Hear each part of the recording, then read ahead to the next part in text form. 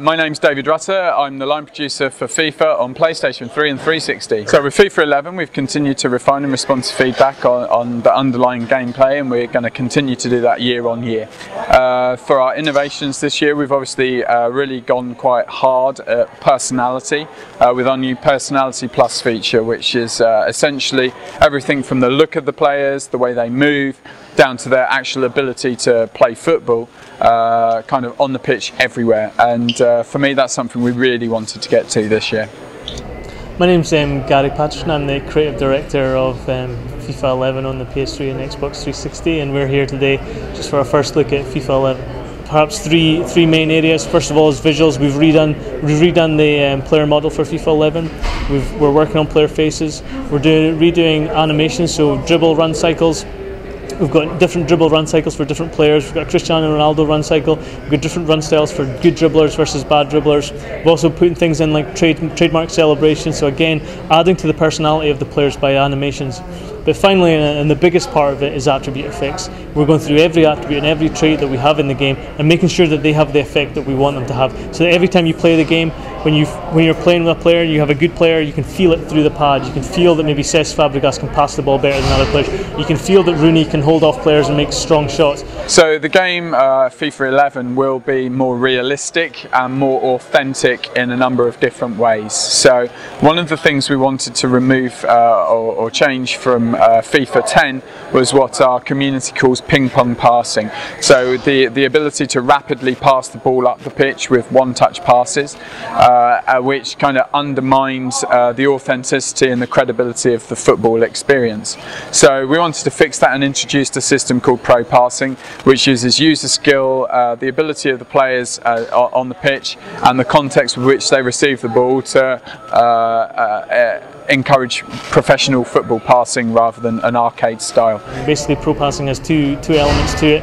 One of them being user skill, so even in assisted settings you'll have to control the power of your pass a little bit more, and the second thing being contextual error. So the idea with contextual error is that difficult passes in real life will become difficult in the game now, so you can't just pass, because if you're doing 180 passes or first time 90 passes, there'll be more error on those passes. The passes will go in the wrong direction slightly, they'll be slower, they'll go up in the air a little bit, making it difficult to control the ball, so therefore slowing down the build up of your play. So if you want to get a good pass, you got to take a first touch, control the ball, get on the ground before you pass it if you want a really very accurate pass, unless of course you're using a very skilled player. At first play that feels very different to FIFA 10. You need to think more about what you're doing as far as passing and how you've received the ball, as well as understanding the abilities of the players on the pitch and kind of how you've taken the ball. Do you need to take a touch to get the ball under control, or can you pass it off straight away? Those things contribute to Personality Plus as well, so that if you have a player that you know isn't a good passer, you need to change your game based around the personality of that player. If you have a great passer, then you can calm the play down and kind of settle the play with a sensible pass with that player. So it's a different game. I wouldn't say it's harder. It's more authentic. Yeah, it's going to be a little bit harder, but the hope is for us that it's going to be harder in ways that are logical. Like most people who play FIFA are people who are familiar with football. And so if you're familiar with football, you know things like if the ball's coming out of the sky, it's dropping really fast, if you try to do a 180-degree pass, most people who are familiar with football know that that is something that's going to be very difficult, and therefore know that in real life that'll be very error prone. So the hope is that although the system makes the game deeper and a little bit more difficult, it's also logical. It's logical for people who understand football, and therefore they will still be able to play that game. We have to take the concepts that are in real life, transport them into the game, but not necessarily transport them into the game in a way that is hugely realistic. For example, we have an acceleration curve in the game, but in real life players take around 6 seconds to accelerate from 0 to maximum speed. Now in our game it's more like 2 seconds. So we've taken that concept of acceleration and having an acceleration curve, but we've made it work in our game. So for example, I mean, when you play the game you don't have all 5 senses to drive your behaviour, you're on the pad, and so we have to make some, obviously, acknowledgements of that, and if we implemented a proper momentum system and a proper acceleration system like that, then every time you change direction it would cost you so much to change direction again, so much time that you would never be able to do it. So one mistake and you would be it would be impossible. So I think we need to take the concepts that are available in real life, and I think this passing system that we're talking about, where hard passes are hard, is a real life concept. We haven't taken it as far as it is in real life, because in real life people sometimes even miss the ball completely, like they'll swing in, they'll not hit the ball at all. We haven't gone as far as that. People will maybe like have huge amount of error on the ball, it'll go completely the wrong direction. We're not going to have anything like that. It'll still go generally in the right direction, it may not go as fast as it should go, it may not go in exactly the right direction, it may have the wrong spins on it, it may have a bit of swerve on it, but it'll be generally correct. So we've taken the concept and made it game worthy. So I think that's the distinction, and it's up to us as designers and producers to to find the right balance there. I mean, as I said earlier, with Personality Plus, we're taking every attribute that we have in the game. We're trying to make sure that it makes a difference, and some of the ways we do that are through the error system. So, for example, the shooting attribute, we make sure that 100 skill player, he can hit the target. We have test cases where we make a 100 skill player take 50 shots and make sure that he's a lot more accurate than the 50 skill player, than the 10 skill player.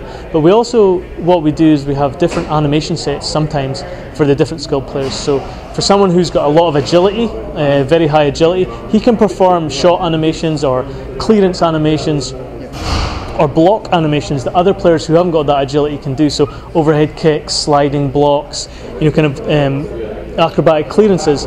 These are all animations that only certain players with certain attributes, usually agility, a high agility attribute, can perform. So that's another way in which we're introducing personality into the game.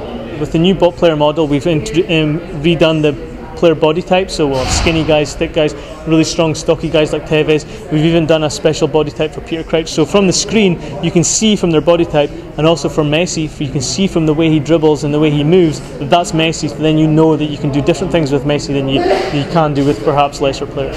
So we have some traits that control player behavior when you're playing when the CPU is playing you. For example, we have some things that make Frank Lampard take long shots. We have some things that make Cristiano Ronaldo dribble with the ball more than others. So we do have these behavioural things that try and add personality to the teams that you play against when they're controlled by the CPU. So we do have that. We also have off-ball personality. So on your team and on the opposite team, there's personality in terms of the work rate that those players will put in. So we have this feature where we have each player in the database will have an attacking work rate attribute and a defensive work rate attribute. And if you've got, say for example, a high attacking work rate attribute, you'll make lots of forward runs. And make yourself available for passes. If you've got a high defensive work rate, when you've not got the ball, you'll work hard and close down players. And the opposite is also true. If you've got low defensive work rate, you'll not really work so hard when you've not got the ball. So again, this is adding more personality into players that are off the ball, not just players that are on the ball.